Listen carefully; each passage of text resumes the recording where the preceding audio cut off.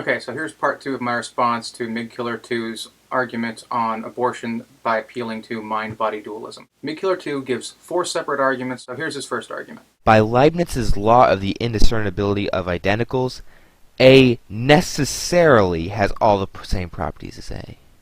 Now, since we can positively conceive of ourselves existing without a body, we can conceive of disembodied existence. We are therefore not identical to our bodies. Now, this is an argument that René Descartes himself explicitly uses, and it really is an excellent example of the problems of armchair philosophy. I want to appeal to some philosophy of language by Gottlieb Frege and then later Saul Kripke. Both of them invoke the statement that the morning star is the evening star. The first star that you see in the evening and the last star you see in the morning happens to actually be the exact same star. But people didn't know this for a long time. Early astronomers weren't able to identify that it was the same star, so they thought for the longest time that they were two separate stars, but as it turns out, no, it's actually the same star. So I can conceive of the morning star not being the evening star. I can imagine them being two separate stars, but that doesn't mean that the morning star isn't identical to the evening star. They're the same damn star. The problem with what's going on there has nothing to do with the star, it has nothing to do with the world, it has to do with my imagination, my understanding of the world. Long story short, we have absolutely no reason at all to think that the human imagination provides us with any insight into what is necessarily the case when it comes to reality. Simply because you can conceive of yourself without a body gives us no reason at all to think that you can actually exist without a body. And if you doubt that, talk to Phineas Gage or people like him. They might have believed that they could have existed without a body until a lesion or an iron pipe or whatever blows out their prefrontal cortex, and then they end up being a completely different person. Their personality utterly transforms. So it seems like when you destroy a certain part of the brain, you can drastically alter the consciousness of an individual. This should not be possible if mind-body dualism were correct. The Phineas Gage before the accident, his mind should still exist in this disembodied world somewhere. So where did this new person come from? And then after the accident, where did the old Phineas Gage go? Is his mind up there just no longer tethered to a body? These questions are nonsense and meaningless, and they completely show the vacuity of the mind-body dualist position. Next argument is the difference between mental states and brain states. When I think of a pink elephant, my thought has the property of being pink and being like an elephant. Since no brain states have such properties, therefore mental states are not identical to brain states. So, inside my computer, there's a picture of Natalie Portman. That picture has the property of being Natalie Portman. That means that inside my computer is Natalie Portman. Oh my God, Natalie! Hang on! I'm coming!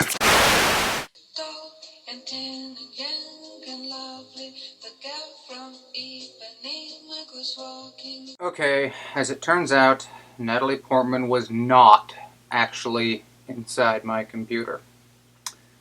That was a very frustrating and very expensive philosophical mistake. Thanks a lot, Migkiller. In all seriousness, though, I hope that little joke illustrates the flaw in your argument. Thoughts, much like files on a computer, do not have the properties of the things that they represent. If they did, and you were right that thoughts are non-physical, think about what that would mean for a second. That would mean that when you think about a pink elephant, you have a thought that's non-physical, but pink. What would that even mean? The picture in the computer of the pink elephant is not actually pink. You can crack open the computer, look anywhere, and you're not going to find anything that looks like a pink elephant inside the computer. But that doesn't change the fact that the picture is still a picture of a pink elephant. The same thing's true with your thoughts. You're right, you can crack open the skull and you're not going to find a pink elephant in there anywhere, but that doesn't mean that the thought somehow has to be non-physical or immaterial. Unless, of course, you want to go on record as being in favor of computer mind dualism as well. Alright, now on to the third argument. We can be certain that we have free will because if we don't have free will, then we can't appeal to rationality to establish free will because rationality presupposes free will. Of course, if we don't have free will, then we can't appeal to rationality to establish that we have free will, because you just assumed that we didn't have free will. Rationality cannot establish that we have something that you just presupposed we didn't have. So I'm not exactly sure what your point you were trying to make right there is, but one thing I will say for sure, rationality does not presuppose free will. You've given no argument for that position, and frankly I have difficulty imagining what argument you could possibly give to back it up. You say determinism is completely self-refuting, and I'm not a determinist or anything, but you haven't made a coherent argument here against determinism. But perhaps more to the point, so what?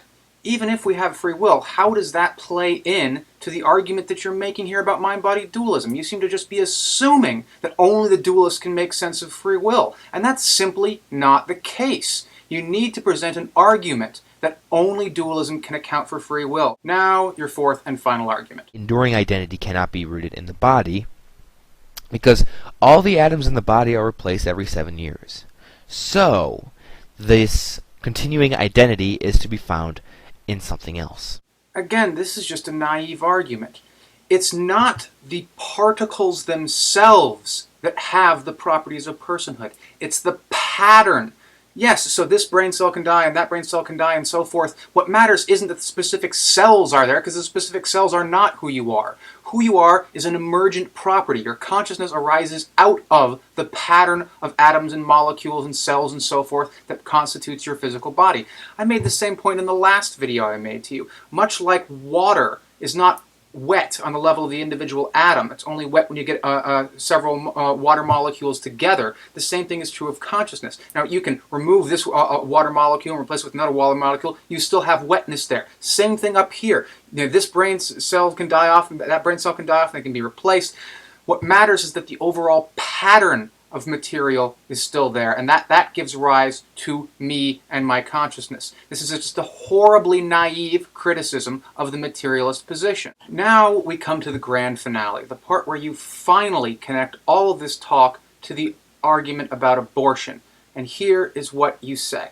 Now that we've established substance dualism and absolute personal identity, albeit in a rudimentary manner, we can therefore conclude easily that the fetus is a person by simply asking what is the ontological or substantive difference between a fetus and a person. We haven't even established that the fetus has a mind. Even if I grant you everything about dualism, that people have a mind and a body, you have not given any argument to suggest that the fetus has a mind.